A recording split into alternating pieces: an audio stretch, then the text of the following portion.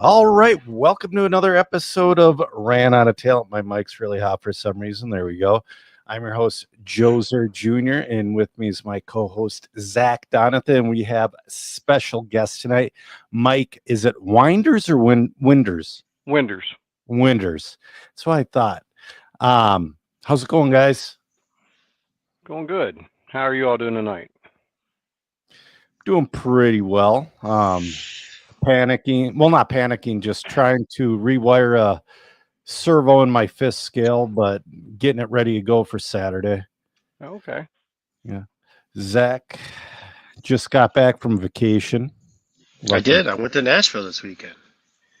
Did you go to any shows? No. We went with the family. So it was my wife, myself, and our 2-year-old daughter, and then Yeah. we have another friend, family that we went with, husband, wife, and their 2-year-old daughter. And we just happened to have like kids at the same time. We were friends before, and Oh yeah. it was weird. Um, and so we went with them. We rented a whole house. And we did went up to some nice restaurants, went and saw the Nashville Zoo. Um, and we did this kids thing at the Parthenon, which is Okay. kind of cool. So we got into the Parthenon for free, which was pretty cool. And they That got to is saw the whole, you get to see the whole thing and the theater and all that. It was really neat. nice. Yeah. All right. Before we get into it, guys, we are brought to you tonight by Dollar Hobbies with a Z. Um, as you all know, Dollar Hobbies started in 2002. Dollar Hobbies is the largest seller of Traxxas products on Amazon. They have a freshly revamped website ran by experienced RC racers, crawlers, and bashers. They have over $13,000 or 13,000 products available at dollarhobbies.com. Hobbies with a Z. They carry over 130 brands. Nobody in the U.S. beats their prices. They will price match. Free shipping in the lower 48 on all orders over $49. Most orders ship the same day. I believe it's before 2 p.m. Central. They always have coupons run at dollarhobbies.com/deals. They have an indoor carpet track that I just raced at a couple Tuesdays ago is a blast. They have rental cars available through birthday parties or corporate events starting at $249. And they have skilled staff that works there. Actually, there's one of the staff was at the Roar Nationals this weekend. He's doing pretty well too. So to get special deals, these deals are good till August 31st at checkout. Type in Joe Jr., all one word, to get 10% off of all the products in the shop. Type in DRC at checkout to get 15% off of all Donathan RC products at checkout. Those codes are good till August 31st. So, yeah, Mike, you've been tuning in for a while. I believe I've raced with you at Island before. I don't know if it's for a NCTS or a hoodie event or I think it was a hoodie event. I was there for that race, and I think we did race there together. Yeah, yeah, because I Matt was. was there. Yep, I was gonna say I was there for mod. Well, I've been racing at Island since 2020 in Minnesota. All the tracks were closed for several months, and that was the closest track to me that was racing. So that actually became my home track for quite a while. They are such great people. Tom and them there. The whole staff at Island.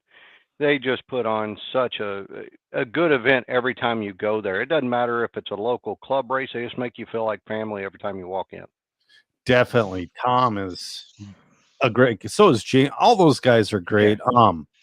I actually went to an oval event there last year as well for the first time, and that was a lot of fun. Yeah, we actually had, we all got in on Tuesday, sort of got set up, and they were having a Tuesday night oval race there. So some of the guys, I think Talon and Dustin Fox actually raced in the oval race that night as well. I think a couple others were going to, but I don't think they did. So, but it was it's a great nationals, a fun time. I mean, the only bad part about it is you always get controversy at some point in time. Something happens or something of that nature, and Yep. just We're part gonna of it. we're gonna talk about that in a little bit, but first we're gonna talk about you for a bit because we Okay. have a lot to cover with the Nationals because a lot of cool stuff happened, a lot of controversy. Well, not a lot, some controversy. Nice. Two. Two things, Yeah. no big deal. But yeah. So, Mike, how long have you been racing for? Well, that's a great question. I actually started racing probably in, I guess it was about 83 is when I actually officially started racing. We raced, there was a track I was born in Louisville or Southern Indiana, right by where Hoosier is. Okay. And there was a place called Arvin's, and we actually raced at a track outdoors behind their track. Matter of fact, it was a Tamiya Blackfoot or one of the Bigfoots or something like that, the old 4-wheel drive, and we thought we were hot stuff with that. And we moved in. Believe it or not, I got a Schumacher Pro Cat. I've actually got one over there that we ran at the vintage race. That was a lot of fun. And then from there, we got into the 2-wheel drives, and we ran Locy's, we ran Associated, and then I got with Traxxas when Traxxas came out in, I Yep. think it was about 90 or 91. They did their big debut at the the Nats warm up down in Georgia, and I got to meet the owners and everything else there, and ended up with Traxxas, and Yep. did very well with the Traxxas TRX1, and had a lot of fun with that. The Traxxases, a lot of people don't know nowadays, but the Traxxases were very competitive race vehicles. We had a Traxxas sponsored driver in Minnesota. He was always top 3, top 5 in the A's with the fast guys. Oh, I mean, when I lived down in Florida, when I was stationed there in the military, it was B&T Hobbies. I mean, I was always in the top 3 in the 2-wheel drive mod and in the stadium truck. The TRX1, the SRT, both of them were outstanding vehicles. Johnny Walters got with us down there and became part of Traxxas as well, and put it in the Florida Florida Winter Champs, A-Main quite a few times down there with the Traxxas. So, it's interesting to see because not too many people. When I bring up the Traxxas, I finally found a TRX1 that I built. Yep. Never been on the track, never did anything of that nature. So it will not go on the track. I can No promise way. you that. All that so- white fiberglass, the second it touches anything, it's going to be stained and ruined. It's done. So, the great part about it is I was able to get one. I've got it built. I still have not been able to find an SRT that's worth my time to be able to do, especially for the price that those trucks are going for. Just had Larry, my painter down in Florida at Customs. Yep. He just painted me some bodies, and it was funny. He posted the bodies, the touring car body that you see behind me, Yep. and then the TRX1 on Facebook this week while I was at the Nats, and a ton of people were commenting, "Is that what I think it is?" And I'm like, "Yeah, that is a TRX1 body." So it's actually a replica. You can't find the original TRX1s Okay. anymore. I was going to say Larry must have been really nervous painting that one. I tell you, the replicas are not cheap at all. I mean, I found them on eBay. They're about $50 to $60 Ooh. for the replica. But for me, it was more about the coming back to my history of when I got into it. So and what I did back in the day. Yeah. I think I got out of it in 95. I started racing actually real cars at the Sportstrome Speedway right there in Jeffersonville. Okay. And started doing that, and then met What my was wife. the class? Yeah, I met my wife and got married. We got married in 96, and to be honest with you, after you have kids, sort of Yeah. racing has to take a back seat because of the amount of money that you spend on it as well. Yep. And so raised a family, did everything of that nature. I did everything from tournament bass fishing to my daughters were in competitive gymnastics, and then they got into horses, and everybody's asking me, what about the expense of this? I'm like, guys, you have no idea what expenses are until you get into running. Your daughters are in competitive horses, for barrel racing and everything else. And at one point in time, I think we had 7 competitive horses in our stable. Holy crap. And so it was not a cheap venture, but the girls love it. And as I tell everybody, I'll do anything for my kids there are to make sure that they get what they want to do and how they do it. So Sure. next is my grandkids. Or I got twin grandkids that are 4 years old, and Nice. they actually came to the track to Hoosier not last weekend, but the weekend before, and they were down doing some stuff. So I let them drive one of the oval cars, and so that'll be Cool. the next adventure, is get them to drive some and do some stuff of that nature and see if they like it. Yeah, it's about the right age. I mean, I got my boy going when he was 6. I got started out when I was 6 years old. That seems, that 4 to 6, just getting the radio in the hand. Yeah. And, I got back into racing about the time Hoosier opened up, actually, believe it or not. I Okay. saw me and Brian Dunbar. Yep. I've known Brian, matter of fact, since the 80s. Yeah. I remember when he was a little kid and him and his dad came to the track for the first time. Him Okay. and a guy by the name of Jason Schweitzer. And so that was interesting because I've seen Brian grow up and do everything of that nature. So he posted something, I saw it, and I'm like, well, I'm going to go down there and check it out. And I started checking it out, and he goes, you've got to get back into this with me. And sure enough, I did. And, it was great because Brian and I got to travel a lot. We went out to California. We went to, Maryland and raced up at the Nationals there. So went to trackside, went to a lot of different events together to race. And, I wouldn't change that for the world, especially now after losing him this year. Right. Yeah, absolutely. What was your class in full scale racing?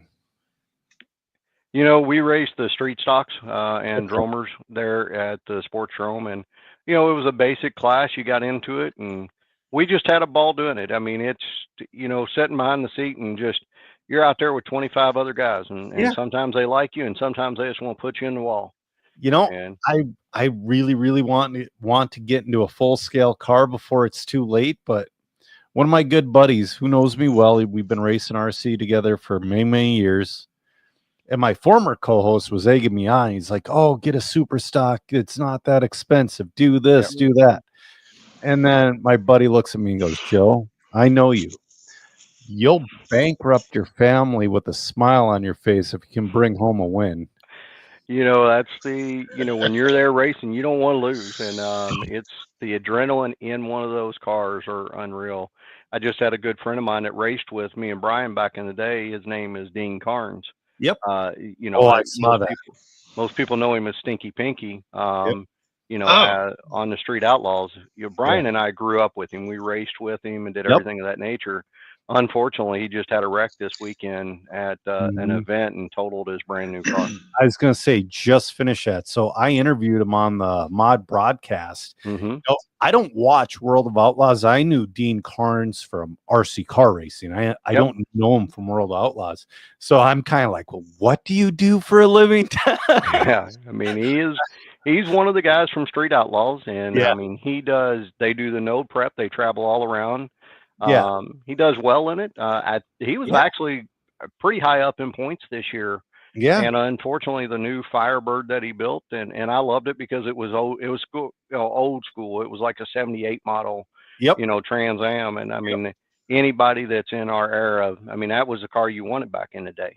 It was. The '78 was the Smokey and the Bandit one, I believe. Yeah, it was. And so I actually messaged him, told him I'm glad he's okay. He seems to be doing okay, just a little sore. So, I'm sure he'll rebound. He'll come back with another car and get it going. But I mean, that's one thing that people don't understand in those type of racings, whether it's at the local track or doing what Dean does. You wreck, you lose a lot of money at that point in time because there's definitely no insurance on those cars. Oh, definitely. One of my buddies said to me, he's like, yeah, it's not your nightly expenditure. He goes, you have to be kind of okay with absolutely destroying your car when it happens. It is. And when you're done with that, you got to realize you got an 80-hour week to get ready for the next weekend because you don't want to miss it. Right. Exactly. I don't know.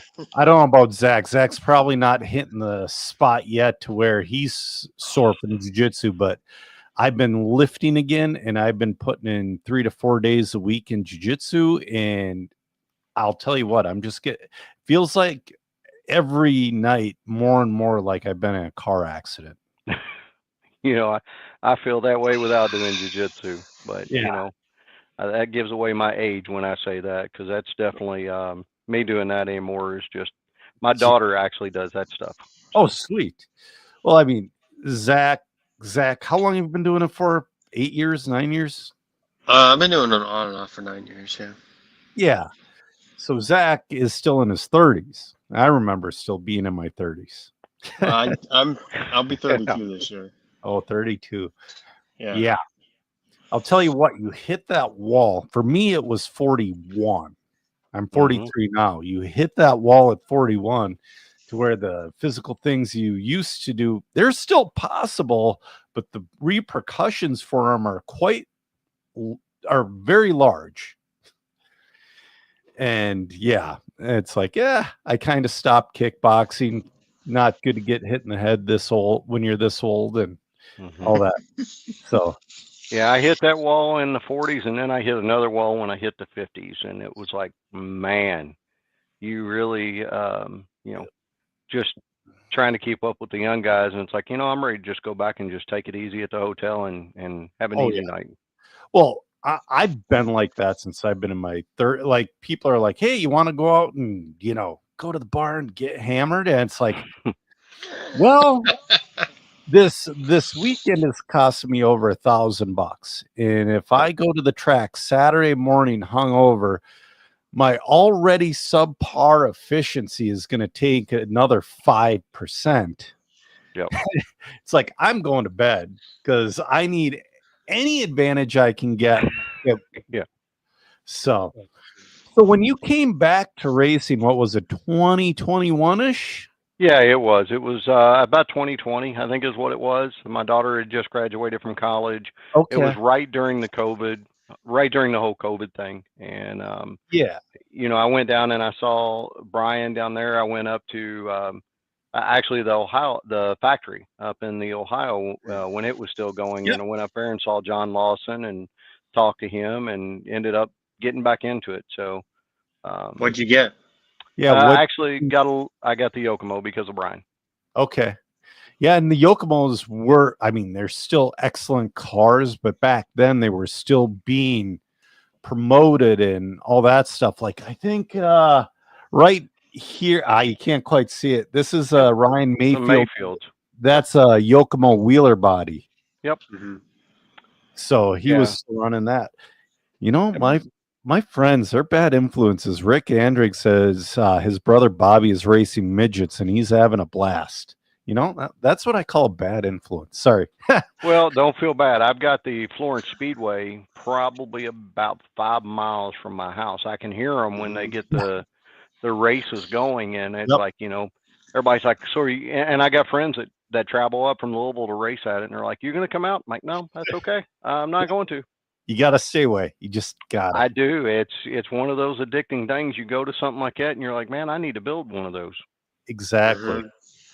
So what brought you from Yokomo to Schumacher? Because I've been on Schumacher myself 15 years ago, I would say. Well, I knew of Schumacher just because of the old days. I mean, when you ran four-wheel, it was either the Yokomo or Schumacher back in the day, unless you had one of the, there was the Radiant, the Race Prep Radiant out there that was around for a while. But the two mainstays were definitely the Schumacher and the Yokomo. Mm-hmm. So, believe it or not, we went out to SDRC for the Nationals. Okay. And when we were there, Brian and I were there with Yokomo, and I was sitting there watching, and Trish had flown over to help Brock and his brother Blake. Yep. And he came over just to help those two. And the dedication that Schumacher put into it was outstanding. And the amount of effort that they put into just those two to try and help them at that Nationals, I found that to be very respectful of the team and the ownership doing it. Schumacher's still a family-owned business. I like that, and I really kept watching them. And then what really made my mind up is when Lee Martin left Yokomo. Lee and I were talking, and he spoke very highly of Schumacher. Yep. And Lee was the direct influence that got me to come over to Schumacher. Yeah. Is it still, when you get when you call up Schumacher, because back in the day I used to call up Schumacher because Mhm. Facebook was still fairly new and all that junk. It was always talking to Robin Schumacher or Muzz. Yeah, I deal directly with Muzz, is who I deal with. Me and Muzz, we talk probably at least once or twice a week Yeah, about different things with the team, different things of that nature, he's the which is nicest good. dude in the world too. Hey, I tell you what, he is an awesome guy, but he is so busy with everything that he tries to that's on his plate. Oh, absolutely. And especially now with the new releases of the different vehicles that have come out, and that are still planning to come out this year and then more next year as well, So, so I'm not asking you to show it to me, but I'm wondering, do you have the new Wheeler? I do not have the new Wheeler. There's only 4 of them in the United States right now. Okay. So Yeah, those 4 were all at the Nationals this weekend. yeah, and they all look really, really good. So you went from Yokomo to Schumacher, and then Mhm. I forget who was running the USA team when I was on it. He's a nice guy. All win? No, No? guy before Paul. Okay, I'm not sure. So Yeah. Mike, how do you go from starting to be on the Schumacher team to kind of, can you explain your position now and how you transitioned into that? Sort of what I do with Schumacher is just sort of help out on the low, help out with finding different people around the United States to get on the team. I deal with Muzz and dealing with them to get that application started, get them going. And then I'm track support at the track. So I go there to make sure that everybody's got all the parts that they need, make sure if there's any help or anything else. And it sounds funny, but when you got people like Brock and you've got people like Tom and Nate and they're running and they're getting into these AAA mains, it gets to be very hectic for them, or for any of those guys to run those. And to me, what we always try and do is make sure that we've got all their pit spots, or their, after they're done, we've got their turn marshals covered to where that way they can focus on their cars and get ready for the next race. They're not out there trying to turn marshal or do anything else. We want to make sure they're there. If there's any questions or if there's anything of that nature, I mean, they know setup and they Yeah. know what they're doing. They don't need help with that. But if there's anything parts wise or anything of that nature, we try to make sure that I'm there to make sure that they have anything that they need at that time. Hmm. Absolutely. So, Oh, we got a couple. Braden saying he really enjoyed a short tenure on the Schumacher team. He is disappointed he was the only 112 racer. Yeah, 12 scale isn't big regardless, Braden. So that's another thing that's tough. Luke is wondering, this is a good question because I've been wondering this myself. mhm. When will Ryan Mayfield run his Schumacher cars? We're still not sure. I mean, we have talked to him, but right now his focus is 100% on A scale. Yeah. And to be honest with you, that's where his bread and butter is with Techno. Yep. He is 100% going. He is going to the e-buggy Nat or e-buggy Worlds over there to do that. He just got done with the Nationals there. So I mean, I am not 100% positive. I know that we've talked to him a little bit, but I know Buzz has talked to him more, Nat. I talked to him at the Nats, but the Nitro Nats, but I'm not sure. And that's up to him and if he's going to or not. Okay. So it's still a question mark if he'll go to the 10 scale worlds. I don't know if he is or not. Just Yeah. I'm just curious, not a Yep. Yep. Yeah, that's a tough one. And it's one thing when it's in the United States, but when it's in Australia, I'm sure you price plenty of tickets out there. It's not cheap. Yeah, I mean, for any manufacturer, this world, especially coming from the United States, is, Mhm. any manufacturer is going to spend a lot of money on this world to get the team over there and be competitive. I know right now we've got 5 drivers in the United States going over there, Yep. and that doesn't count the other drivers that we have either in Australia, Orlowski, is going to be there. Coke Oh that's yeah. going to be there. Ben Smith's going to be there, and I know there's some other people over there I'm missing as well. But it's a big investment for these companies to Yes. put people over there. And I mean, even if you're going by yourself or you're going with a team, but you're still responsible for stuff. I mean, the tire bill alone that I'm hearing for these guys are unreal. That Yeah. they've got to pay for to do, and all this stuff, costs money, and unfortunately, you got to make that money up somewhere. Yeah. But you know what? This is going to be one of the most expensive worlds, but I think it's going to be the most highly contested, competitive. I mean, it's going to be crazy between X-Ray and Schumacher and Team Associated. You might see S-Works get a car in here or there. It's going to be nuts. I tell you what, there's been a lot of work, by Associated, by X-Ray, and also by Schumacher to prepare for this Worlds. So it Yes. is going to be very, very competitive over there. We're hoping for good results on our side, and I Well, you think have that we've got. What's that? You have Orlovsky and you got Champlin. You got two of the hardest hitters. Well, and honestly, if you watch the World's warm up, Yep. they were over there with a brand new, they had the brand new 4-wheel over there at that time. They were just got it. And Daniel Kokovic was really just setting it on fire at the beginning and doing well with it. So I don't think you can really count out any of our main four, I guess would be a good way of saying it. Yeah. With Orlowski, with Daniel, with Brock, and with Tom going over there as well. I mean, the three of them have already been there. Brock has been the one that hasn't, but Brock catches on to tracks. I mean, it's amazing his work ethic and what he does at a track, and his ability to adapt to different tracks makes him very dangerous in any place he goes. So when Brock was brand new on Schumacher, I pitted next to him for an NCTS event when we had Thunder Road in Minnesota. And I watched him wholesale a car to where it was completely off pace to where he ended up TQ and winning. From the start of the weekend to the end of the weekend. And it was like, who was there? Is like Spencer Rivkin. I know Mayfield was there, and there was a couple of, I know Van Dalen was there as well, but Van Dalen, don't get me wrong, he's an insanely fast 10 scale racer, but because I mean his dad had a 10 scale track for many years, but he's an A scale guy. Yeah. Well, I mean, that's a prime example at Island, not this time, but for the INS series. Brock out there ran his 2-wheel in the first, and Tom's 2-wheel was just a ton better than his. And Brock came back and he wholesaled his 2-wheel, came back and ended up winning both events. Yeah. I mean, that's just his work ethic, and Tom is too. I mean, those two are a perfect combination together. Their work ethics, the way that they're communicating among, between each other is just going to get better. It's good now, but it's just going to keep getting better as those two grow to know each other more and more. Right. Yeah. Rick is making Oh, go ahead.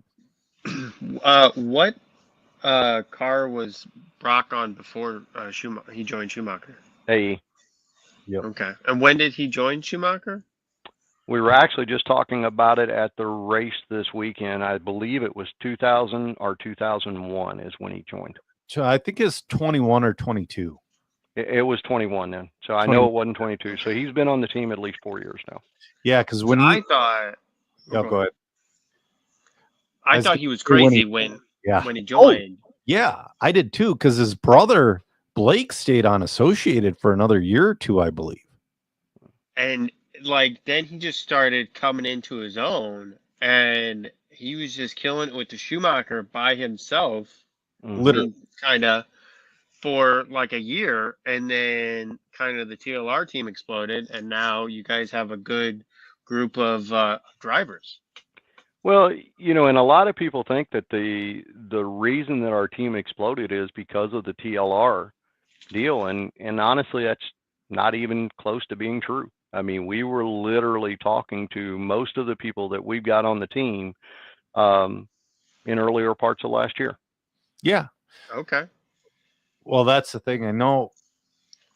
I mean, yeah, man, I don't know if they would have been able to TLR. Well, it's tough to say, because towards the end of their pro team, they were running the new 2-wheel. It was on the way. But besides Dakota, they really, I don't know. It was hit and miss, but yeah, Nate Sutherland was definitely a great pickup from TLR. Yeah, great young guy. Co Tyler is another one that we really enjoy Right. having.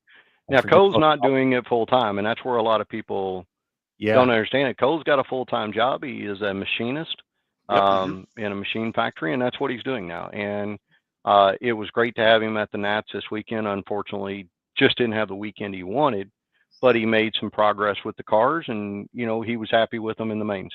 Well, that track looked tough, but Zach and I were talking about it all week, and I'm like, Zach's like, the track looks really technical. I'm like, yeah, but it's island. I guarantee everything works correctly. Oh, it Yeah, but definitely worked correctly. 100%. The track was Jamie and them with the track does an outstanding job. The only bad part about it is the way that you had to get around somebody is they had to make a mistake. It was so hard to really pass on that track. And qualifying was very important. Where Yep. you started at in the mains was very important. So, it was, and if you were qualifying and you had issues getting around somebody, Yep. it cost you. And I mean, the bad part about it is, if somebody wrecked and you got caught up in it, it cost you a lot of time on that track as well. Oh, right. I won't mention the track, but well, tracks plural. But they make tough looking tracks like the way Island is, and it was hit or miss. Jumps are like brick walls, all that. Island, it's always all right. That chicane in the front to me looked like a blast, and everybody's like, "Oh, it looks hard. It looks." I'm like, "Dude, that looks like so much fun." Well, and it was. I mean, when you definitely smiled when you came through there and you did it right. That's right. You did it right. When you did it right, man, you felt accomplished and you wanted to do it the next time. When you hit it wrong, you were a little cautious coming through there the next time because you didn't want to do it. And there was a lot of cars that flipped over there. There was some cars there that got into accidents. Yep. And I saw it in the mains and everything else. And it wasn't that anybody was doing it intentionally, but if you came off that chicane a little slow and somebody came off of it faster, I mean, they could hit you without even thinking because they thought you were going to go the same speed they were. Right. And so back in the day, I don't know if you're ever there when there was an on-road track so Island used to be like split almost in half the track, and there used to be an on-road track on the other side. Okay. And where the announcer's booth and all that, and like where we set up with Mod, that was the old driver's stand. They had the same wall ride, that big wall ride, and they had the chicane in the front. They had that on the wall as a 3-corner wall ride. It's 2020 or 2021. I can't remember. We were on foam tires as before I was on J Concept. So I was on foam tires. There was a second to be made up on that. It's like I saw that chicane in the front. It's like, why are you making it so easy on these guys? Put that in the wall ride. Well, and in the wall ride, there wasn't just like the normal wall ride that they have there that you just carry much speed, but so there was some mistakes there in that wall ride because you could come off there, hit that, and then hit that pipe and flip over there as well. So there was a lot that didn't even flip, but hit that pipe and it knocked them off for the corner coming onto the straightaway. Yeah, I saw one where I forget I think it was Jovi Levin in one of the qualifiers. He was upside down. I counted about 6 seconds. Yeah, because the Marshall just couldn't get to him. Yeah, it is. They did a great job. I mean, the marshals were all there, but it is just, when you wreck and you've got a train of cars behind you, you got to wait for those train of cars to come back, or to get around to where you can go get that car. Yeah, and just unfortunate. Yeah, talk about being old. I'm not as acrobatic of a marshal as I used to be. Everybody is asking me like nowadays, why are you so slow? It's like, I'm not slow. I'm just not going to get hit by cars anymore. Yeah, it sort of hurts to get hit by them. I'm really cautious, especially when it comes to the A scale events. I'm not a big fan of wanting to get hit by one of those. I still try to move as quick as I can. Yep. Doing a little bit better now after losing all the weight that I've lost over the last 3 years. So I can move a little bit quicker, but I'm still, I'm old. Yeah. I feel it if I jump in the air and land wrong. I come down, I feel it in my back the rest of the weekend. So Yeah. I'm not as much as wanting to jump or do acrobats as what I used to do. I got hit in the dome with the e-buggy last year at full speed, and I wasn't right for about 6 weeks. Yeah. I don't think you're still right. Yeah. Yeah. That's up to That's a good excuse to use, right? Yeah, So, exactly. Speaking of Island, Tom McCleary checking in, the owner of Island. Luke Schumacher is wondering, how did you feel about the turnout last weekend? Well, I looked at it online myself, and then you guys can answer. That's about what a 1/10 scale carpet nationals has been, about 150 to 175 entries. it is about the same. We had some conversations about it at the Nats with Clayton and stuff. Mm-hmm. I have an opinion on it, and I brought it up to Clayton, and my opinion is having 2 10 scale Nats a year for 10 scale off road is tough. Yeah. And the simple reason to it is, if you take the average person that's coming to it or bringing their kid to it, if you do that and they come to both, it's 10 days of vacation that they have to take. Yep. Don't even count the money, but it's 10 days of vacation that they have to take to come to that event. Yep. Then you've got to look at it in a different way. The dirt Nats, I believe, was in April, and here is the carpet Nats. It's in August. I want to say, is it May? It was April or May. Yeah. But it was still during school, and that's what I'm getting at is, all the kids. We probably had 4 to 5 drivers from Schumacher that couldn't come because it was their first week of school. Absolutely. And back in our day, we could miss school. The parents could write a note, no big deal. Nobody got in trouble, anything of that nature. Well, now you get letters from the school, and then you can get letters from other people stating that your kids are missing school, and you're responsible for that. And understand that school is very important. It is. But if you've got a great kid that's doing good in school and they're carrying good grades and they miss some, as long as they're doing their homework and they're staying up with it, I don't see an issue. But these kids cannot miss school. I mean, we've got a young driver on our team, Memphis, that he just got in a certain program at his school, and they don't even want him to miss a day in that program. My daughter is in that high intensity, like college AP stuff as well. Mm-hmm. I get it. Now, my son, on the other hand, he's not allowed to miss school anymore for racing because he wants to screw up and not do his homework. And, he tries to lie to mom about it, and she's on that parent portal, and she knows before he gets home from school the assignments he's missing. Yeah, there is absolutely no hiding like we used to be able to do back in my day. With all the portals you can get on, you can see all the homework, you can see everything else. So to me, what I would like to see Roar do, and I think it would do a couple things. A, it would bring a bigger entry list to the 10 scale off-road nationals. Is put it somewhere in June or July. Because if you did that, it's when the kids are out of school, they can plan to go to it. I think it would be a little bit better. And by doing it just one, then everybody is going to want to come. And to me, I do a dirt one year and do a carpet the next year, rotate them each year. Yeah, absolutely. And I think that it would draw a bigger crowd, make it better, and then put a lot of emphasis on the regionals. Because right now, when you go to a regional, there's nobody at regionals. Make it to where it's like it was back in the old days. And in order to go to the nationals, you had to go to the regionals. You had to qualify to be able to do that. And I think that's something that Roar is missing, is not doing that, because that brings more people to Roar. It's not just sign up and go, and it puts a little bit more emphasis to where you can go to a weekend race and do a regional, like we did at Island, like we've done at Hoosier before both of the Nats.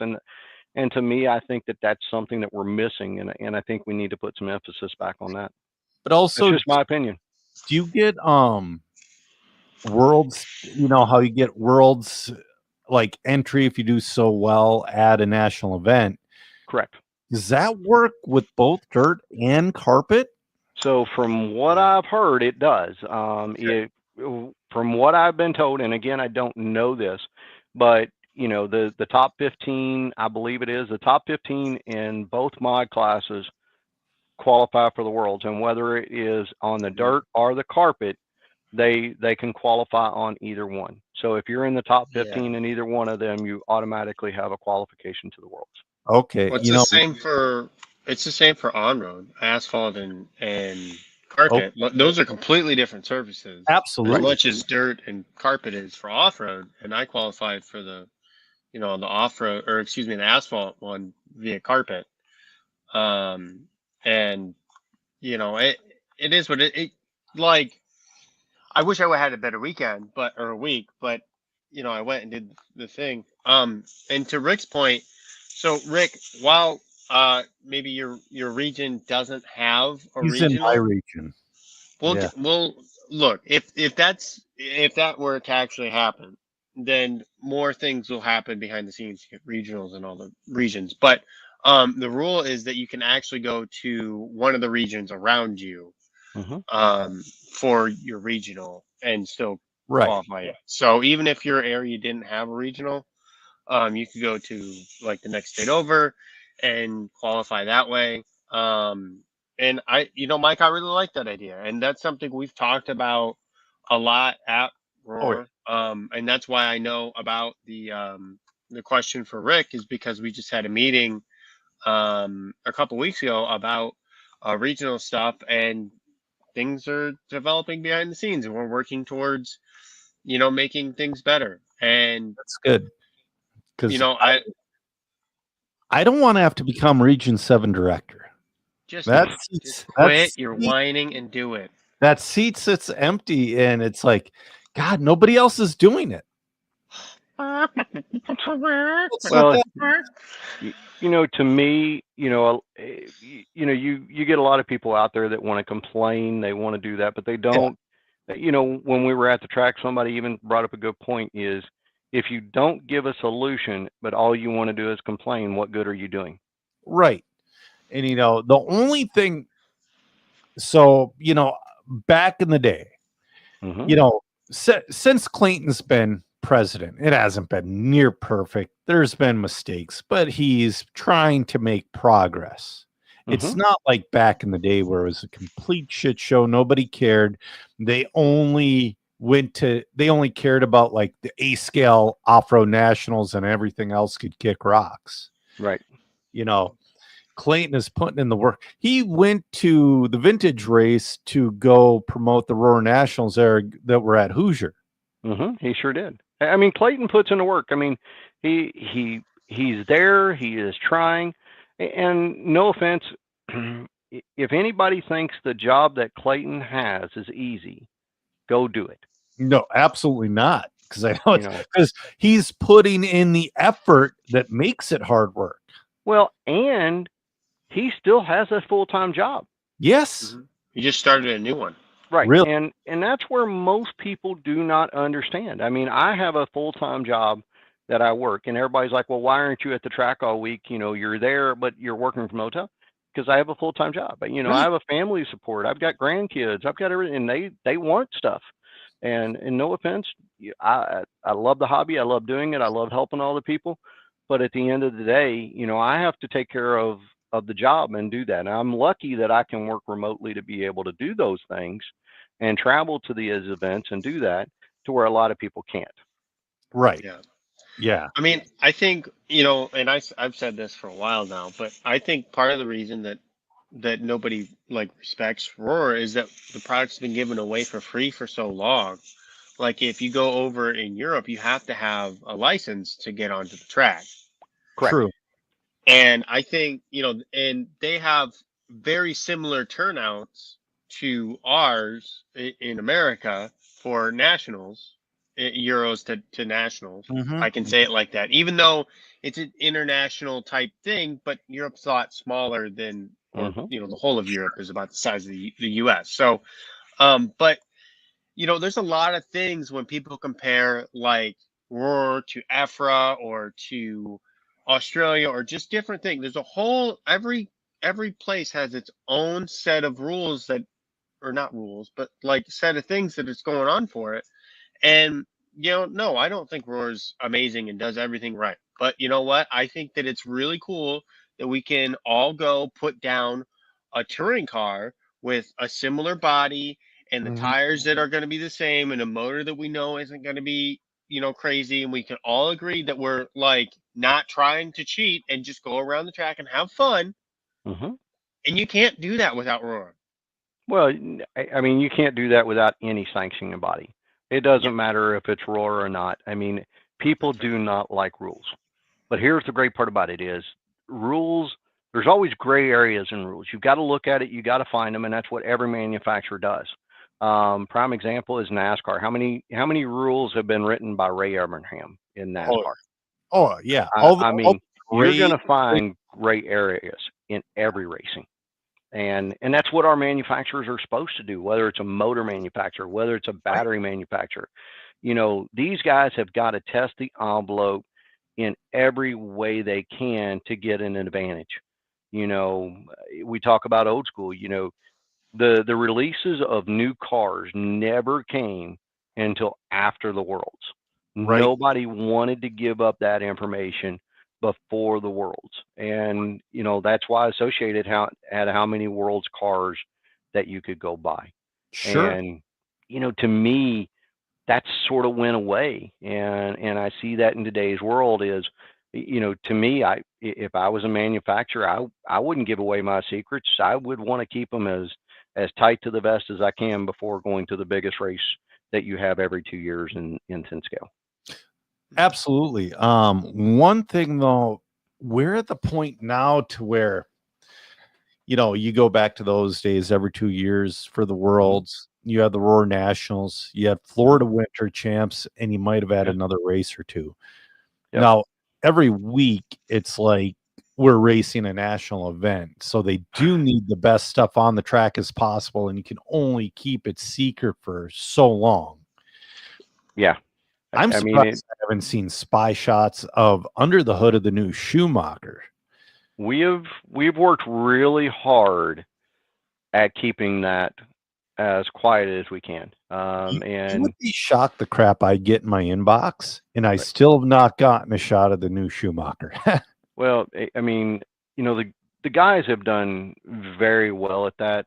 Yeah, And y-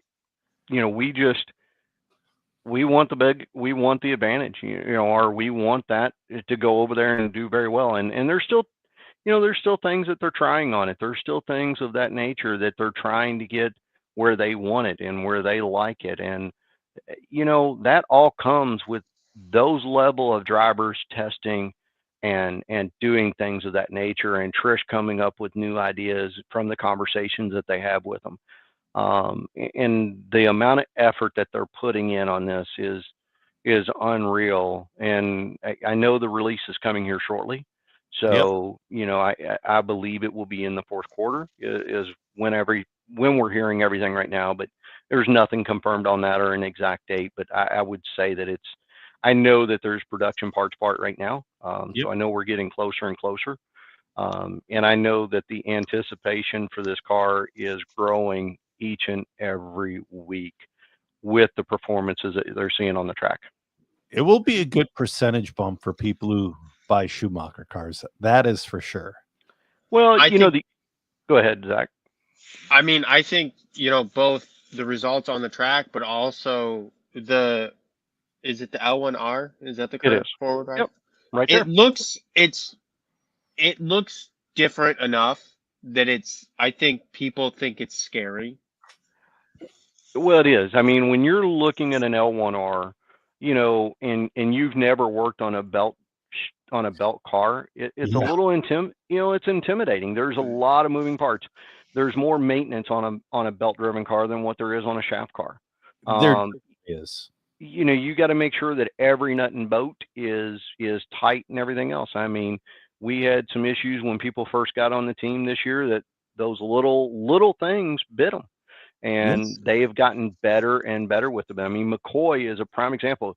He was running the L1R this weekend in stock and did very well with the L1R. And I think he finished 4th in the A main, That's pretty good with the belt drive. with the belt drive. So the car is still good. It's Yes. a Oh, yeah. very good car.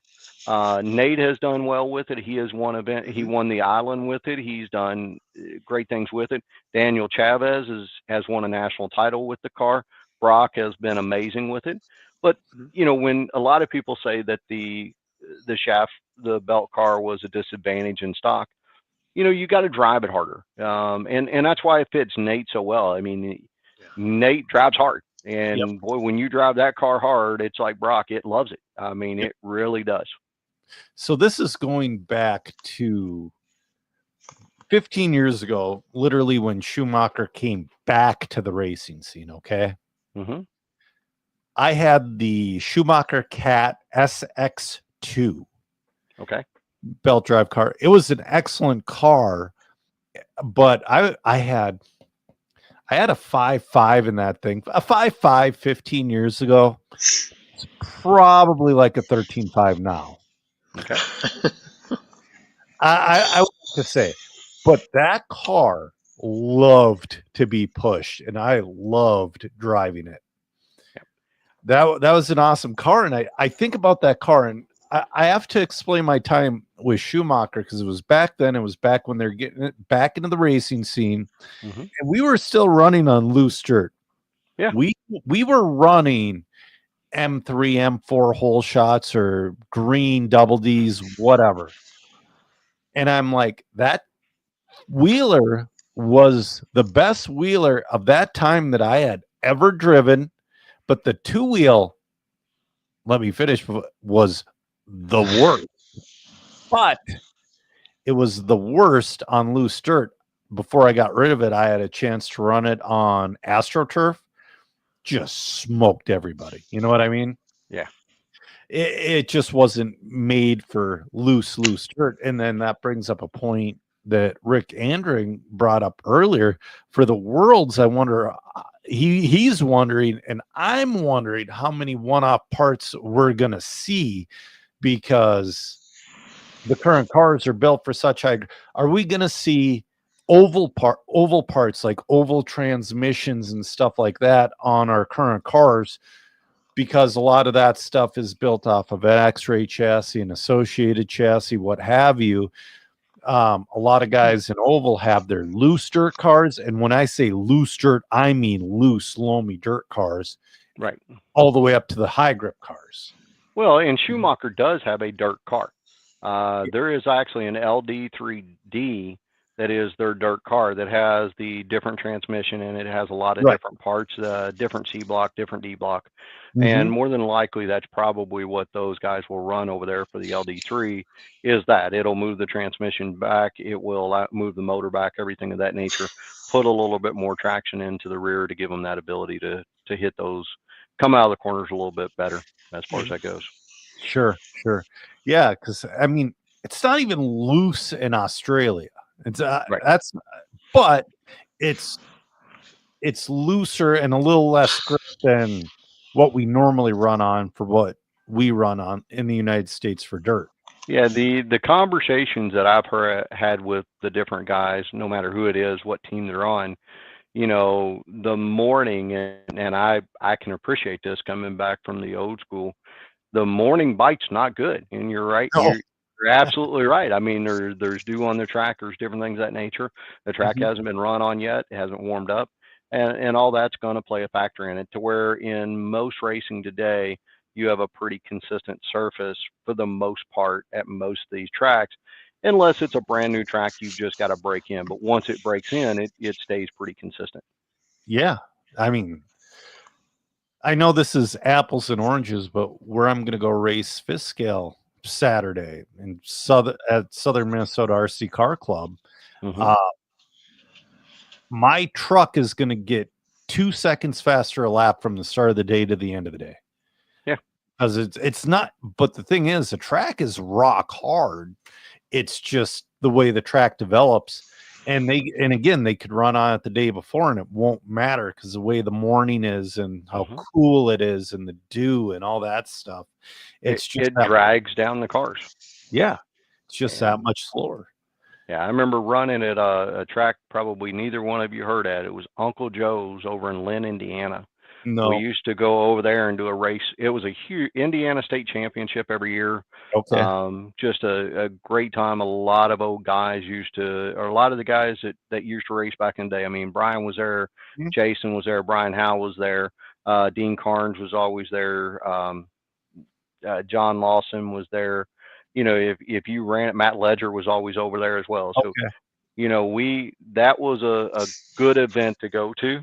Yep. But in the morning, I mean, you were slower in the morning than what you were in the afternoon.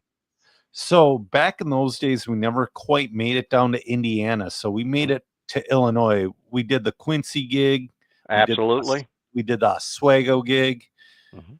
and then we had North Dakota with Valley Hobbies, bunch of stuff. We just never quite made it down to Indiana. Well, you know, we used to make it over the Quincy race you're talking about. I think it was R&R, if I remember correctly. Yeah, I think it's a race prep champs, and it went Right. from Quincy to Oswego, if I remember correctly. Yeah, I was already gone. I was in the military at that time when it moved. Okay. But I mean, we went to Quincy. We always had a group of guys going to Quincy and running that race every single year. Yeah. And that was a great event to go to. I mean, you had a lot of the pros there. I mean, I remember the Mike and Steve Dunn from Race Prep coming over to that race, and you always had motor manufacturers there. You know, Cam was always there, Twister was there, you know, Wimpy Motors, and Yeah. you know, I'm mentioning names that most people nowadays probably never even heard of. Totally forgot about Wimpy.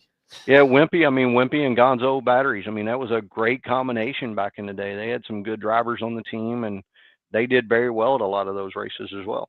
So I was Minnesota, so I always had Fitch Motors and Paragon. Yep, I remember the Paragon. Yeah.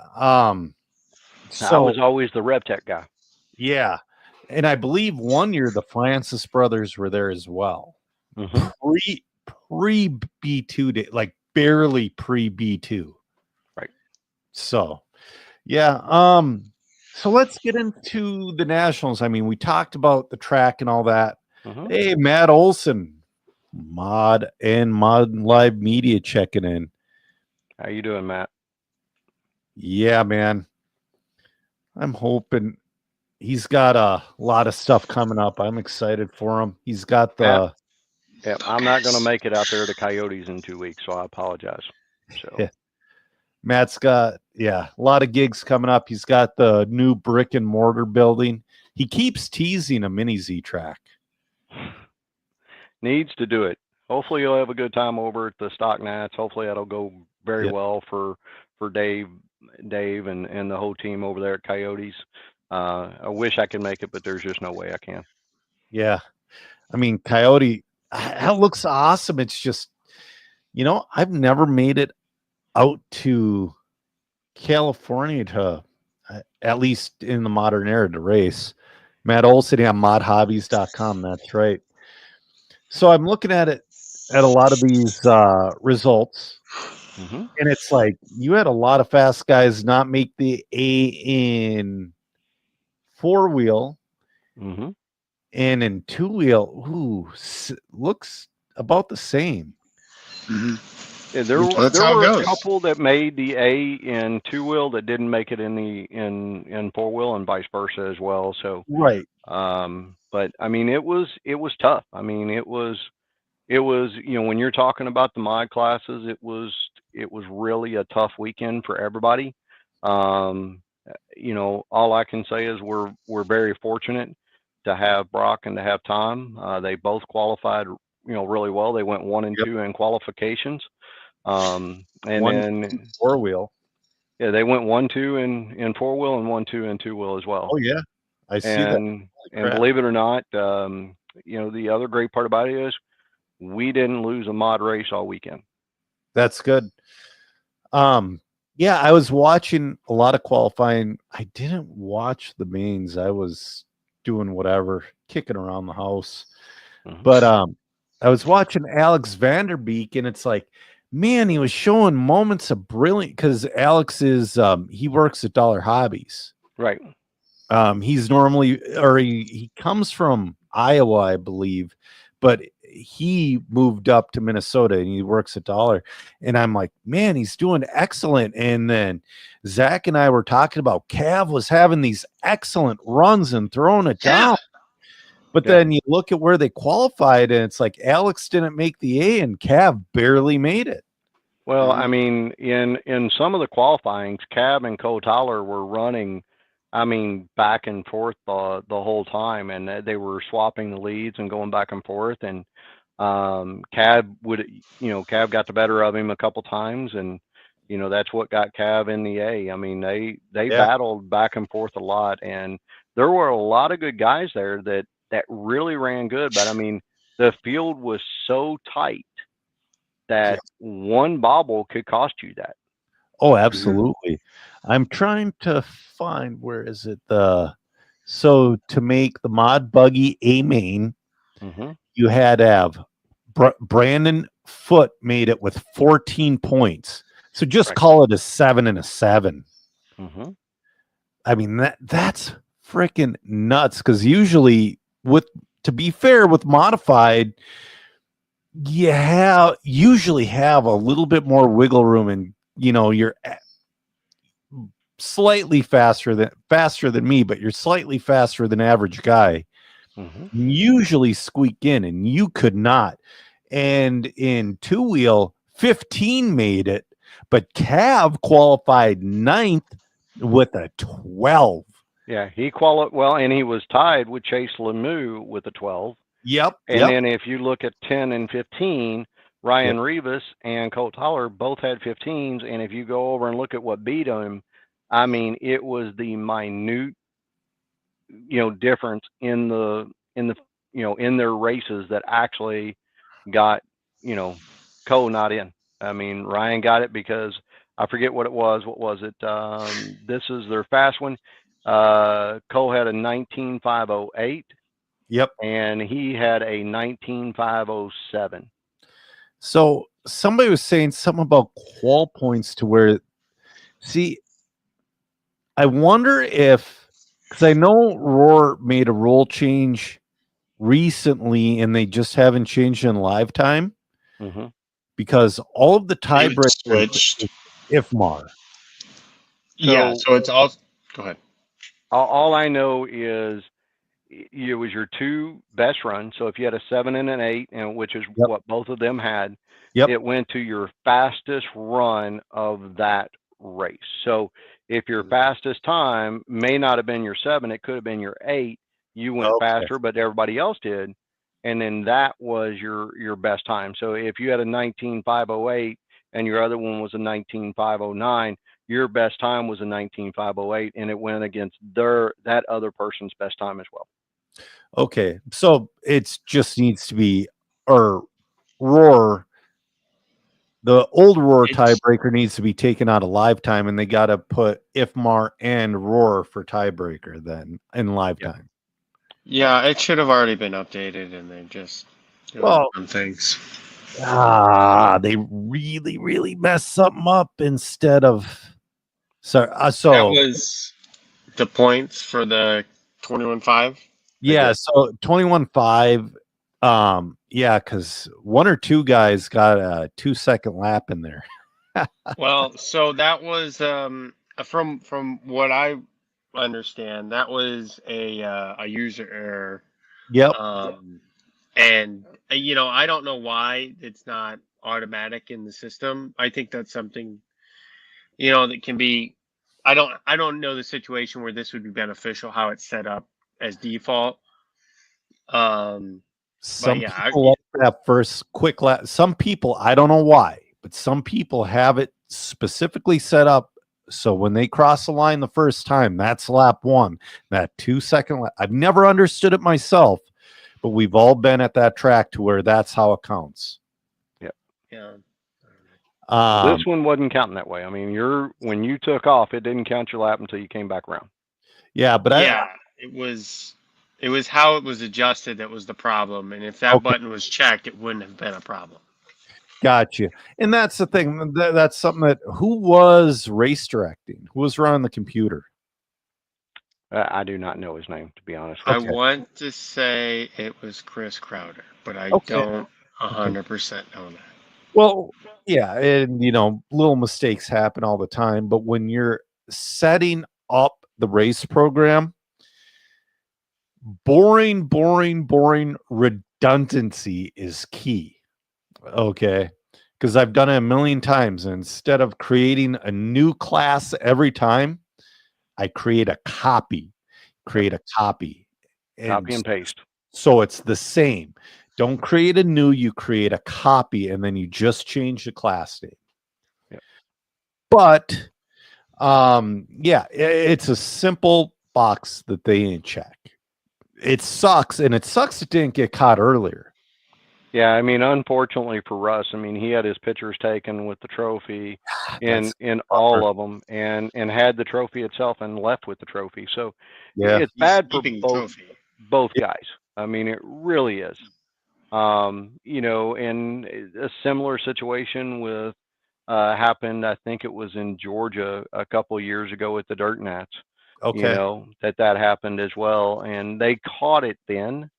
Yep. But before anything was taken or anything else. But unfortunately, this one, I mean, he had his, Russ that we thought had won it had his picture taken with Schumacher, everything else with the Yep. title, and they both put in good races. Each one of Sure. them had a 1 and a 2, and then Russ broke out in the first race, which gave him a 10.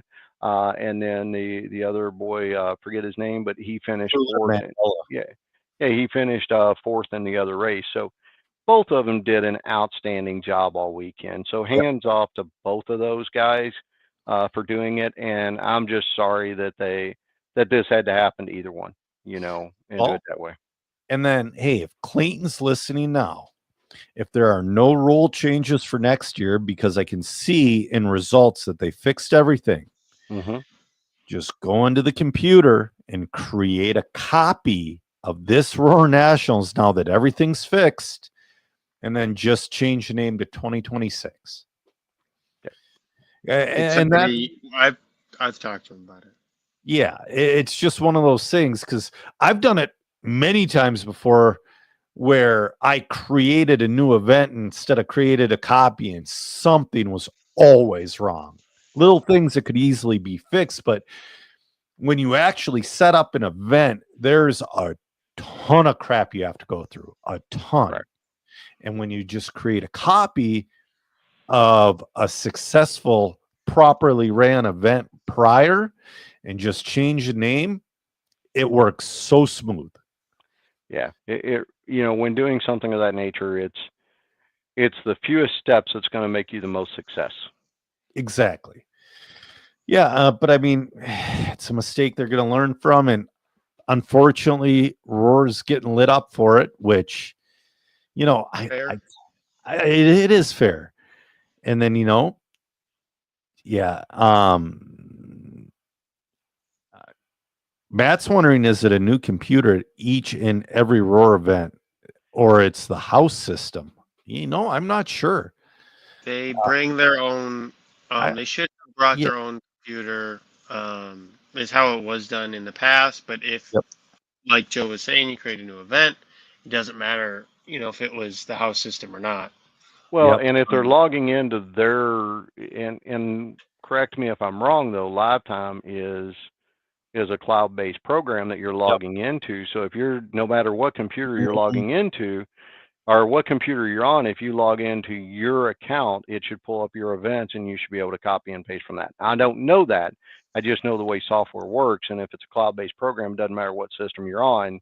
If you're logging in, you should be logged into your system and not the house system. Yep. So Tom's saying they had their own, which makes sense because Right. Roar has a RMT team, if I'm Mhm. correct. Yeah, and that's the thing. It's just It's Roar's fault. Like, that's just It bottom is. line. Roar's fault. It sucks. Yeah, but they And- owned it. I mean, they Yeah, put a yeah. post out. They owned it, Ah. and it's bad for everybody. Yeah. you know. I want to And say Schuler and Russ are both young kids, aren't they? no, Schuler is young. Russ is not. He's an Okay. older, not I Gotcha. mean not as old as me, of course, Yeah. but he's definitely a little older. He's from out in the Colorado area, if I'm not Okay. mistaken, Okay. correctly. Great guy. He does very well, Yeah. and I'm just proud of both of them for being able to put the results in and put their head down and do that. Yep. So hopefully they'll learn from this and not have it happen again.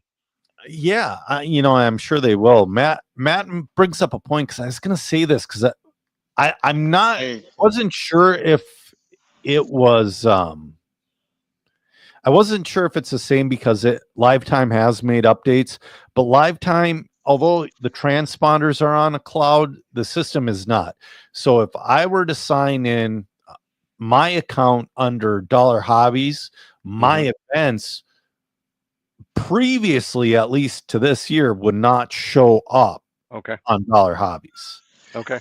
But when you cross the loop, your transponder from the cloud, which I have to give it to Lifetime, that is the best freaking thing, because when you see a guy with an oddball name like mine and a transponder pops up and his oddball name's up there, it's like, oh, that's super simple. That can't be anybody else. Correct. It's Yeah. better than having to add them and do all that. That just they really streamlined that to be able to pull them in and get them going quickly. Yeah. Yeah. So Matt's bringing up something like that happened at Mimi's track 2 years ago, and it did. And it shouldn't have happened, but that's one of those things. To be fair, it's such an easy little thing to miss. But again, create a copy, don't create a new event. Yep. Jeremiah, Norca went away about 22 years ago. I remember the Norca. Yeah, we had a few Norca Nats in Minnesota. And that was Norca. Norca was a great competitor to Roar, but the downfall of Norca is they did not have Worlds keys for anybody. Correct. You couldn't make a Worlds doing well at a Norca event, and that was the end of Norca. Yeah. But back then it made Roar better. It did. Competition makes people better. Well, and to me, back then, and it's just funny, but back then when Norco was around and Roar was around, it was so much a regional thing. You didn't have a lot of people, traveling from California to the Midwest. You didn't have a lot of people doing that. You really stayed within your region to race. And how did you find out about it? I mean, you were at the hobby shop or you were at your grocery store looking for the Yes. magazine Car Action and all those to where you could see it. There were facts coming into your local hobby shops of different races that were coming up. And I try to tell all these young guys, and any of the older ones in here will understand this, but the Florida Winter Champs, you had to mail your entry in. They accepted 600 entries. If your postmark was not that night of when it first accepted, the Yep. likelihood of you getting in was very slim. You Right. sent that in with a check, okay, not a debit card, not anything else, with a check. They got that. They processed everybody based on the date stamp Yep. of the mail is what it went by. And then when you got it, you would actually either A, get your check back Yep. and tell you that you're not in, you're on a waiting list, or B, that you're in. And that's how you figured out. And it was the longest wait time for the average person to find out if they got into that race or not. I couldn't even imagine being on that kind of pins and needles. But so we used to get flyers in the mail. I remember it clearly. And I go to my dad, I'm like, this new track up in wherever. I'm like, did you give him somebody our address? And he's like, no. It was all about sharing. The different tracks would share their mailer list with other people to try and draw business. I mean, we used to get them at the house, but I mean, you go up to the hobby shop and just look on the pegboard just to see what races were around and you wanted to go to, and you get with your buddies and say, hey, let's go there. If there was a local track, it always came to the local track as well. You didn't have, RC sign up, you didn't have Facebook, you didn't have the information that you have now. And I think that draws a lot of people away from local tracks and takes them to, further away tracks to be able to go race at. And when I say further away, pulling people from California to the Midwest, pulling people from the East Coast to the Midwest, are pulling them the other ways as well. I think that hurts a lot of the local regional races because people aren't doing them as much as what they need to support those hobby shops and those. That absolutely does. The other week it killed me. I missed a local race to go race at a weekend event in another state. I rarely do that now because it's like, I could stay home, save $1,000 and race one day and then be fine for work on Monday, or I could go kill myself for an entire weekend. Right. And there's, there's plenty of club racing to keep most average guys happy. Matt's got a good question. He goes, why are so many people disgruntled at these events compared to other large events like the INS or Desert Classic or Florida Carpet Nats? He says it seems like we're getting pushback from the racers, and it's showing in the numbers at both the dirt and carpet Nats. I think it's something you brought up earlier because we have 2 Nats instead of 1. I also think it's because people don't want to bother with the rules. Like when you go to some of these other events, it's like, let's take an INS race. They do weight, they do voltage, they do blinky. Yep. They visually check your electronics to see if they're Roar approved. Yep. Right. Yep. At the Roar Nats, it's not that way. No. Well, actually, it was. Oh, really? Oh, it was this year. Yeah. Well, they did inspect them. They did inspect the motors. Yeah. Did they do any? It wasn't the same as what they normally did. They didn't have the incubator put it in. Okay. But they do that at Cleveland. They do that at other races to where you go to that have that. I think there's several different things. I think there is so many events out there right now to go to. And let's just say it is. So if I go to an INS, it's 1 day less than what the Roar Nats is. Okay. Yep. 2, it's half the price for your first entry. Yep. And your second entry is cheaper. And if you ran a third class, it's even cheaper than that. Sure.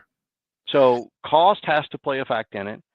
But, really the timing of it, and cost I don't think is the big factor in it as well. But it's still, because if you look at it, and I've heard this from other racers that are not part of Roar, if they go to a Roar race, it's $120 for one class, so it's $240 for a second class. Then they've got to join. It's basically almost $300 for them to go race 2 classes, which is expensive. Yeah, and that's why people didn't run regionals, is because, and now at Island they weren't charging the Roar. They didn't make them be members, but at other events when you've got to be a part of it, people do not want to join it. Now, in my opinion, back in the day when we were part of Roar, you could call up the hotels. You had a discount with Roar.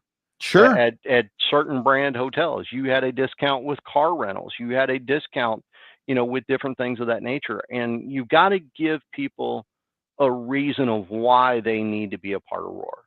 It's not just I'm Roar, come be a part of me. What is the reason behind it?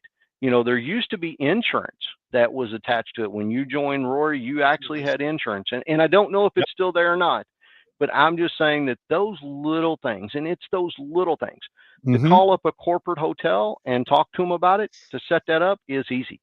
And you can set up a corporate rate across. You can do the same thing with rental cars, do AAA discounts and different things like that. Those companies want to be a part of an organization like that to bring more people in. And I think it's giving those perks to the individuals that are going to be a part of it. There used to be magazines that came out with Roar, if I remember correctly.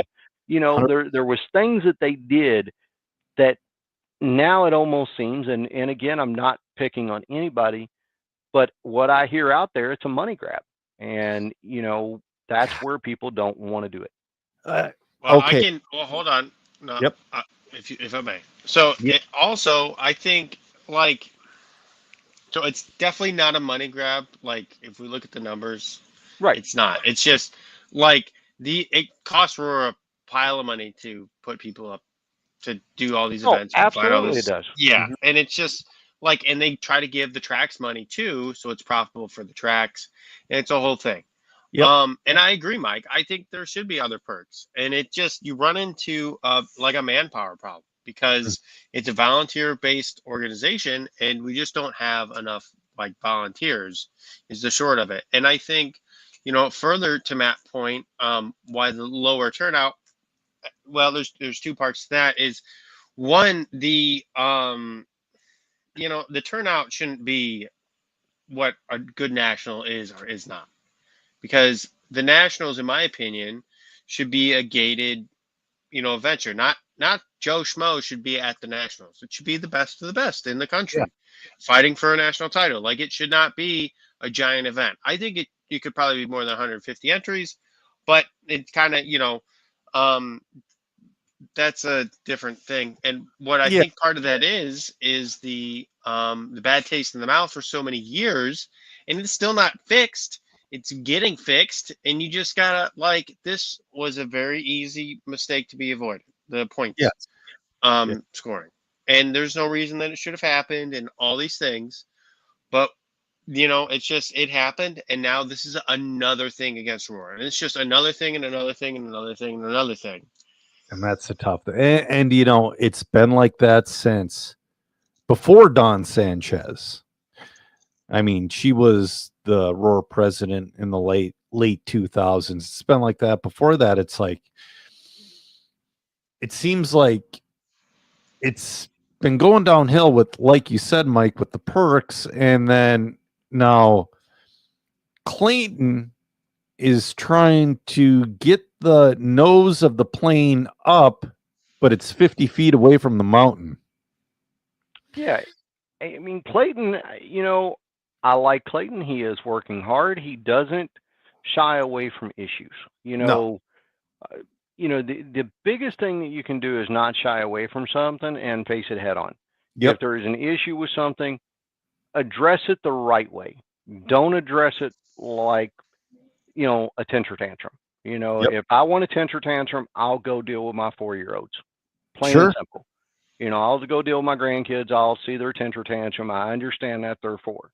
Yep. But, one, if you're going to be at these events, be professional and do it the right way. Don't.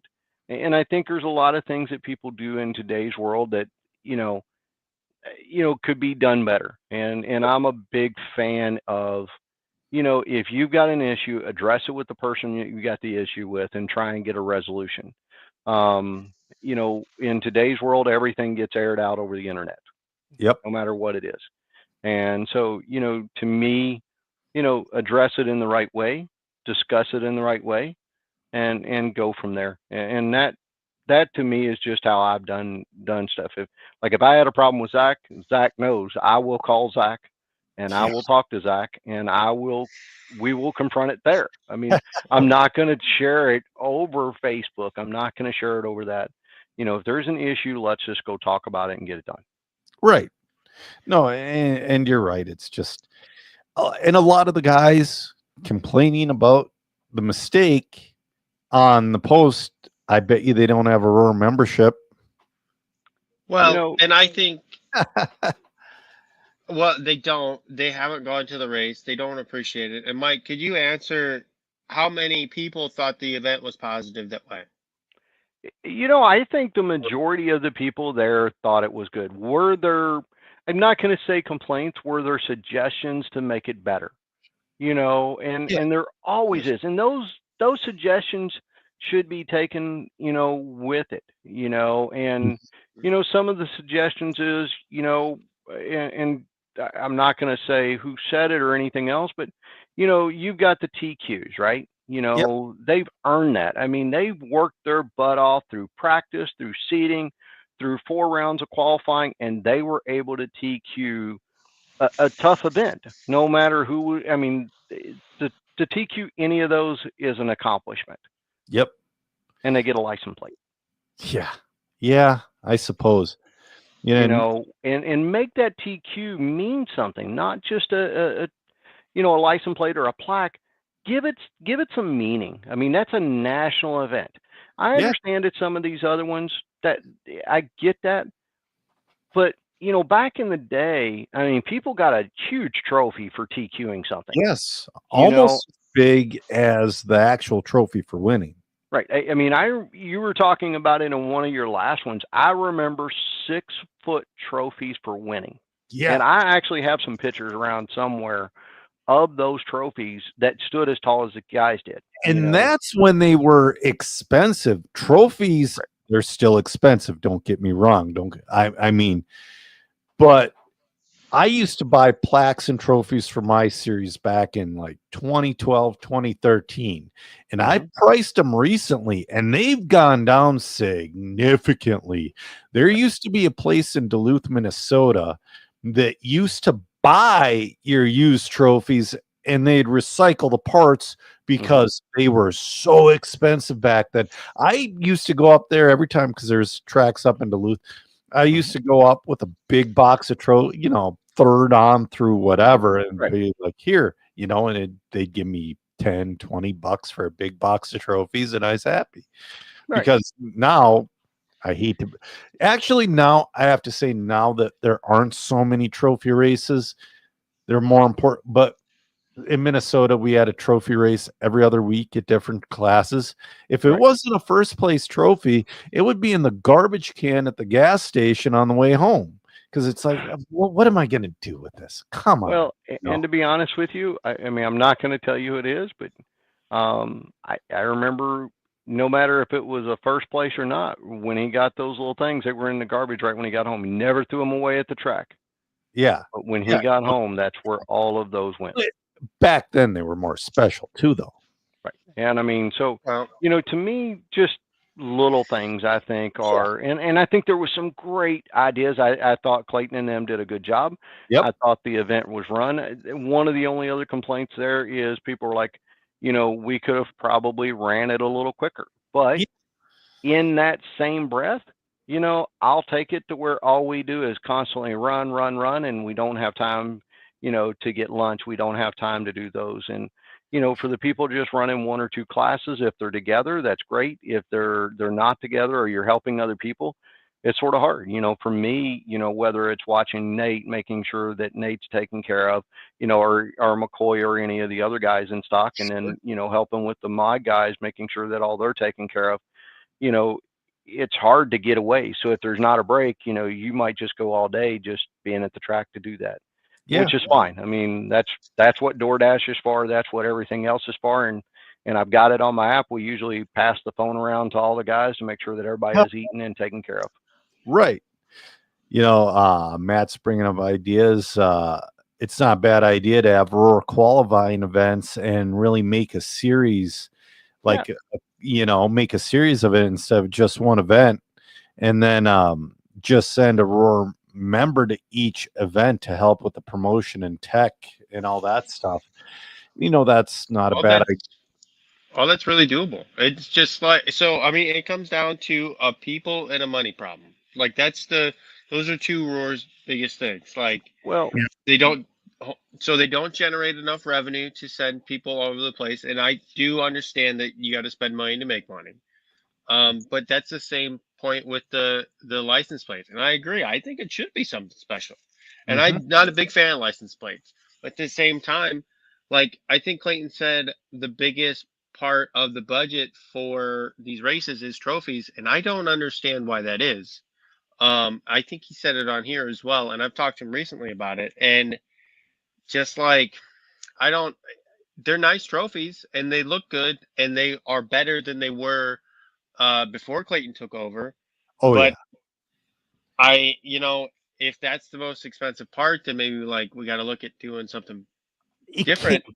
It can't be because I mean, it depends on who you go with. If you go Genesis, Boom Graphics, if you go to a generic trophy maker on the internet that I've gone to once or twice, it can't be because they're and it's not Roar's fault, but they're underpaying the media.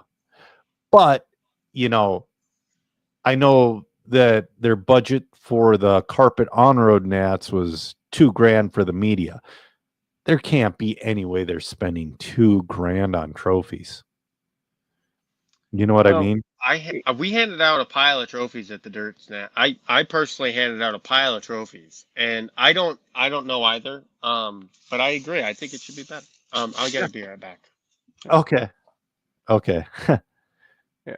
I mean, I think that there's ways to save money. I mean, to me, you know, if you condense some of the races and put them together. I mean, just like we were talking about with 10 scale, you could do Yeah. some stuff just like they did this year with the e-buggy and the nat or the nitro nats. You know, putting them together and doing that stuff. You know, Yes. you're allowing people to come to both. Uh-huh. B, you're cutting your expenses in half. Yeah. It wasn't perfect, but it works so much better than having one very, very, very large event and then having one event that just loses their shirt on. They lose their shirt on. Well, and I think they got some great insight from the pros, from people that were there. I think Yep. the first couple of days they were just wore out because of how busy they were and trying to keep up with everything, trying to take care. I think it was 3 cars before they got into the nitro buggy mains. Yep. And so, you know, hopefully, you know, in anything that you do, you have to learn and live. And Yes. sometimes, you know, you hit a home run, and other times you don't, and you've got to learn from that, and it's what you do the next year that makes you better. Absolutely. And you know, we're all RC racers. We've all thrown shit at the wall to see if it'll stick. We've all We done all it. do. Yeah. You know what? 35% of the time it works well. You Right. got to keep trying though. You've got to try something. You know, just because you don't try something doesn't make you successful. You know, if you don't go try something that nobody else has, you'll never know if it'll work for you. And you know, that's what makes somebody great. And so, but you learn just as much from your failures as you do your successes. Absolutely. And like Oh yeah. I'm excited to see where Roar will grow in 2026. And like I said, I'm sure even though they made the same mistake a year or two ago at Mimi's, I'm sure they'll learn from this. And I'm sure Clayton's going to hear this. And Clayton, create a copy. Don't create new. Just please. Well, create it before you even get to the event. I'm sure they do. You know, well, more preparation needs to happen. More. Yeah. I mean, it's just there's so many things that I think are going on behind the scene to Yep. keep up with stuff, and there's so many things that have like need to be recovered from previously. Like I think Roar is still in debt from when the previous president was in power, which is ridiculous.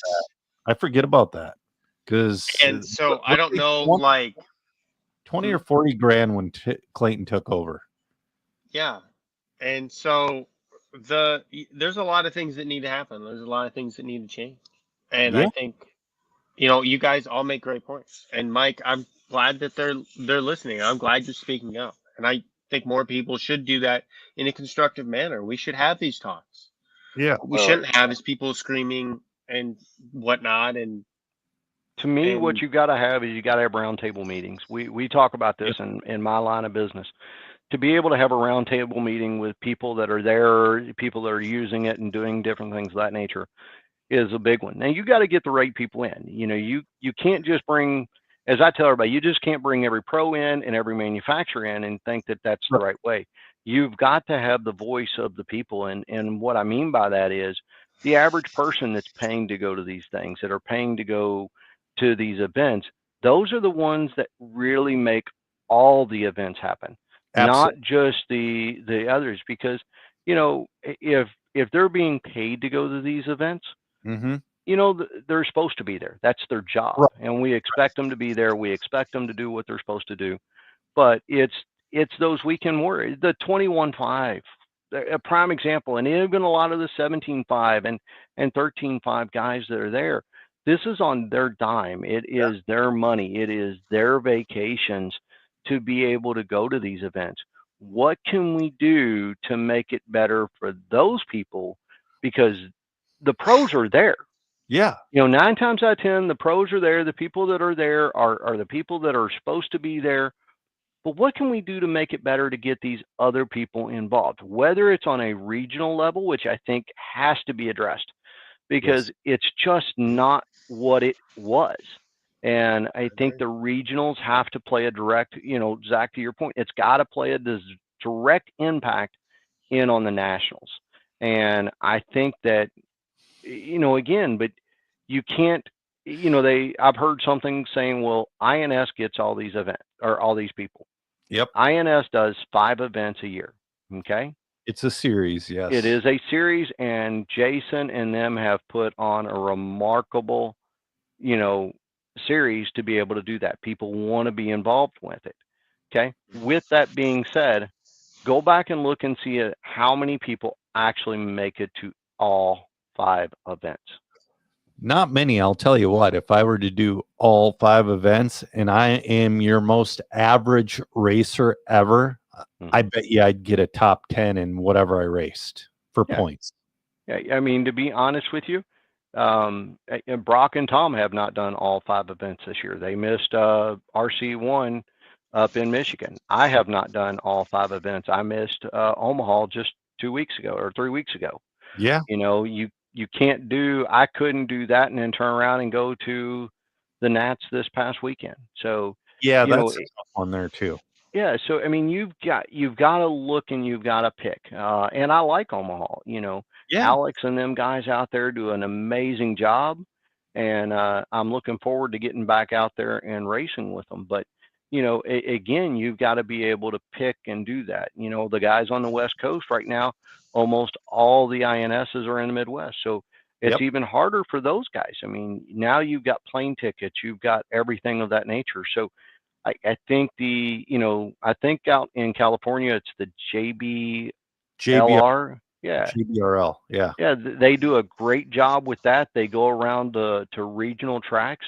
I know we do that somewhat in the Midwest with some A scales. I think there's one at Ben Ellis's place this weekend. There's one in Minnesota. We have the MNRC, which, man, they've had crap luck with weather this weekend or this year, I should say. Right. So, I would like to see, something of that nature, but I think you've got to, just like a lot of people say, you've got to shrink it down. You've got to quit taking these people away from work all the time. And, that's a huge disadvantage for a lot of people. So make it to where you can get there on Friday, get some practice Friday night, and then you start your racing on Saturday. Maybe a practice round Saturday or something of that nature. I'd be kind of excited for a regional come back to Minnesota, just for the simple fact is, well, not to Minnesota, but to Region 7, because and that's the thing, we have such a solid group of racers up here, but we don't get together as a region. But I kind of wonder if we would, like, if we went up and there's a Fargo Moorhead Club that Rick Andring is part of. They have awesome events. They have a nice outdoor astro track, a decent carpet. We have tracks in Minnesota. I know they have dirt tracks in South Dakota, and that's our region, is Minnesota, North Dakota, South Dakota. And I kind of wonder if there was something behind it, because the last regional we had was at Genesis in 2018 for on-road. And then prior to that, it was 2004. Yeah. So I mean, the thing that a lot of people, going back to Robert's comments, he thought it was difficult to set up regionals, and I think it is. Okay. But you have people seeing that Roar is wanting to change and wanting to do better, and they want to get on board with that, and they want to support it, because that, at the end of the day, it's better for everybody. You know what drives me nuts? The regionals that are held like at Hoosier Hobbyplex that did 30 entries. Was it something like that? About 18. It's like, what the hell, dude? Well, No, everybody should be. that one was probably, there was a lot of reasons for that, but I think like so many things. But When I see low entries at the Hoosier Hobbyplex, when I see it at the Hobbytown Hobbyplex, when I see low entries at Island, stuff like that, it pisses me off to no end, because you have these awesome facilities that you should be at every single week, no matter what your feelings are. You should be supporting that facility, and you're just going to piss all over them because you hate Roar. I mean, all the seriously. local racers don't show up to the Roar Regionals. And that's so aggravating. Well, and again, I think that, you know, it's that incentive with Roar, and I know that it was back in the day. I mean, Brian Howe is a prime example, a good old friend of mine that he actually raced the vintage race with us. He actually still had his Roar membership card from the 80s and 90s. Really? And I want you to think about that. That meant something to him back in those days. Yes. That's how much Roar was. I mean, that's how important it was to be a part of it. You got newsletters, you got different things of that nature. And I understand that it's a volunteer deal. But look at it this way. How much easier is it now than what it was back then? Oh, way easier, but we're way Because less. you can do social media. And no offense, you could write a newsletter. Yeah. And AI could do it the right way and do it there. I want a newsletter. Boom. 10 seconds, you've got it written. And I'm not trying to be mean. I'm not, but you know, after the Nats, you know, where's the newsletter going out to all the Roar members?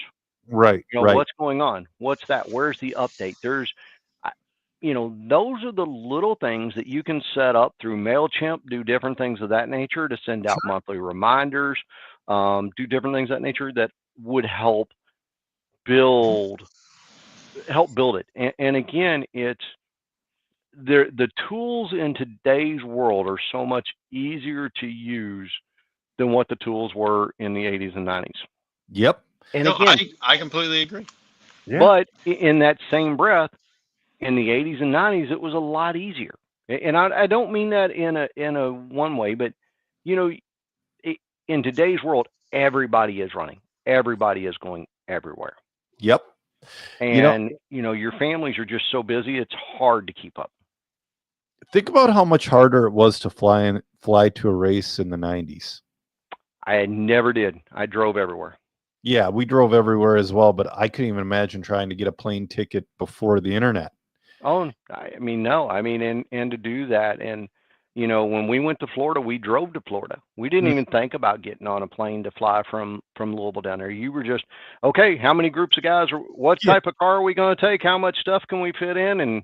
And who's going to help pay for gas? I mean, that was it. That's what you did. And, you know, it's funny because we never looked at high dollar hotels. We stayed at Days Inn. We stayed at Holiday Inns or something of that. And Holiday Inn was a big Spencer. It was back in the day. Huge. But I mean, we stayed at any hotel that we could do it to make that race affordable for, you know, the group of guys. And we didn't have 2 people per room. We had 4 in that room. We put as many people in as we could to get that cost down. And that's the funny thing. I remember doing the same thing, but it's like, that's the one thing about when I travel to races with my son. I don't know why I have it in my head, but I'm like, man, he can't stay in the dumps that I used to stay in. Why? Why not? My dad and I used to stay in this $25 Motel 6 in Blue Spring, Missouri, because it was the absolute cheapest, and we got funny stories from the meth head outside. Yeah. I mean, now, I'm not going to stay at those nowadays, but, you know, I'm also not going to go stay at $150 a night hotel, $160 a night hotel. Yeah. At one of these races. You know, you got to keep the cost down and keep it more affordable. The more you keep it down, the more that you can do. The wife and I You have know, been talking about converting a school bus for a deal, with bunks and stuff because hotels have gotten out of hand. Go ahead, Zach. that's what I'm saying. Like, I'm going to the Florida Carpet Championships. I'm paying Mhm. $150 a night for a crappy hotel. Like, Yeah, it's a Days Inn. Right. yeah. What am I like? I went to the INS race, Yep. and um I think with fees it was like $100 a night at a hotel like that. I was like, it should not have cost $100. Like, it should have cost $25 a night. Was that the Comfort Inn? It was not. Because the Comfort Inn, it's like the Comfort Inn off of whatever highway. That is the only hotel that is less, and it's sketchy. But I stay there every time at Island, and fingers crossed, no bed bugs yet. I stayed there this weekend. A Yeah, lot of us did. And to be honest with you, and you funny you mentioned it, they clean the rooms every single day there. yeah, And I go stay in hotels, and pretty expensive ones for work and stuff, and yeah. they don't clean the hotels but every 3 days. Sure. And so to me, you're going to get good service at good hotels. You're going to find the good ones. You're going to find the bad ones. When I go to Southern Indiana, I stay at the Radisson. It's an old hotel, but Mhm. I get it at a great price. And to be honest with you, it was an old Marriott, then it was a Holiday Inn. And it's not the newest, it's not the greatest, but you know what? It works Doesn't for have. when you're there because the beds are clean. You can get there, you can go to sleep. And to Yeah. be honest with you, at those type of races, the Clash and that stuff, you're there for, you're in the room for, you're getting to the room at 10 or 11 o'clock at night, and you're up and going by 7 o'clock. Yeah. Mhm. I remember when we were at the Clash, or the Clash of Champions in January, Hmm. and this tight schedule we were on, and they cut a day. I remember I was working for Mod, and I remember seeing the Airbnb for maximum 6 hours, Hmm. and that was just insane. Yeah. All right, but yeah, man, we've been going for a while. I got to go to work in the morning. So do I. It Yeah, was really great having you on. Thank you, Mike. Oh, yeah, not a problem. I mean, anytime you all want me back on, let me know. Want to thank you all for everything that you all do in the industry and doing this podcast and stuff. yeah. I you know I love being in the industry, love helping out the younger kids, even people just getting into it, making sure that they've got what they need, they have the support that they need, Oh, and looking for the growth of Schumacher this year in the United States even more than what it is. I think his new four-wheel release is going to set the off-road on fire because yep. it takes away that they wanted the LD3 but they didn't want the L1R, so Mm, that excuse is going away and it's there and it's going to be exciting. And then the other thing too is with touring car and Zach, you and I've seen it, the popularity of the touring car is coming back and it's coming back strong. And I've sort of got it right here just to sort of bring up on this, but yeah. is the new Schumacher Vibe. And I'll tell you what, if you're looking to get into a stock spec touring car class and you don't Yes. want to spend, $800 to $1,000 to get one going, this kit here is less than $400 Yeah. at probably any hobby shop that you go to, and you can get into to top, stock spec class and run this car. Not only that, I will be building it within the next week or two, Mhm. and we'll have it at different events for people to be able to look at, touch. I'll have it. It'll Yeah. have all the equipment in it and everything else, and be able to be drove as well. That's awesome. Yeah, Zach and I raved about that car when they announced its release. Yeah, I think it's great. We have these super high-end touring cars that are drive amazing and Yes. they're awesome. they But are. we don't have like any beginner-friendly cars. And even like if you have the current or last year's model of a car, it's still very expensive. Yes. It is. I mean, the MI9, Zach, that I just built and finally ran it for the first time. I haven't ran any type of on-road for, what I tell you, Zach, since the 80s, I think is the last time I did it. So I can tell you the cars are a lot different than what I'm used to back in the day. But I had an absolute ball driving this MI9 over here in Lebanon, Ohio at Queen City, and looking forward to going back and running some asphalt with it. But, to me, these guys that are going and running the carpet and running the 25.5s, the 21.5s, the Schumacher Bob is absolutely the most economical way and a great car. And like I said, I'm going to have it built probably in 2 weeks for people to be able to see. That's awesome. That's awesome. Well, I think it's a good spot to wrap it up. Like I said, Mike, is great having you on here. Thank you. Yeah. So I'm Joe Zer Jr. and with me was Zach Donathan and Mike Winders, and we have ran out of time.